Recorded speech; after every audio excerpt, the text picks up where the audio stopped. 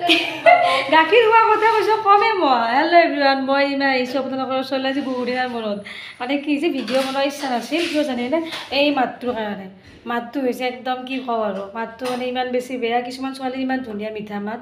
মানে কি অহাৰ লগে লগে হেল্ল' এভৰিৱান গুড মৰ্ণিং আৰু মই কোৱাৰ লগে লগে মাতটো শুনাৰ লগে লগে কেতিয়াবা আপোনালোকে পলাই হয় নে নহয় মাতটো ইমান বেছি বেয়া কি কৰোঁ এই মমিতাই দিয়া দিছে গাখীৰ খাব তাই কৈছে গাখীৰ খাবা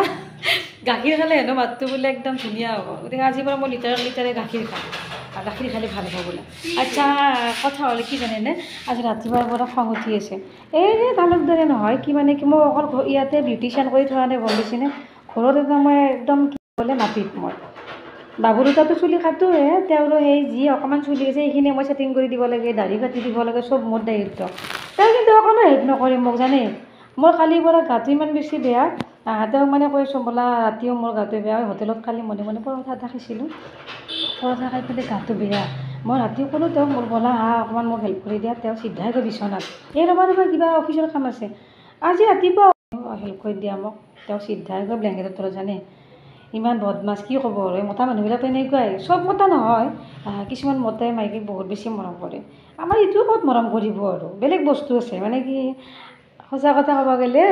বেলেগ বস্তু নহয় খুব ভাল বস্তু তেওঁ ভাল বুলি কিয় ক'লোঁ মানে কি বহুতখিনি কথাইতে তেওঁ মানে মোক বুজায় মানে কি ক'ম আৰু মই যিহেতু অকণমান সৰু গতিকে তেওঁ মোক বহুখিনি কথা বুজাই পেলাই কয় এইটো বস্তু এনেকুৱা এইটো বস্তু এনেকুৱা নকৰিবা এনেকুৱা হ'লে এনেকুৱা গতিকে ভাল বুলি ক'ম কাৰণ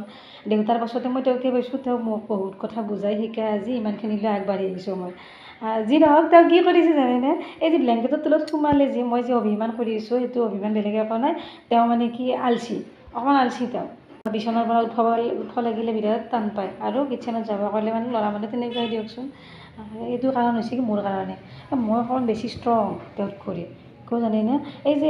বেমাৰ হোৱা বুলি কৈ যে শুই থাকে সেই পদ্ধতি মই নহয় মই নোৱাৰোঁ কাৰণ পিছততো কামটো ময়ো কৰিব লাগিব কোনে কৰিব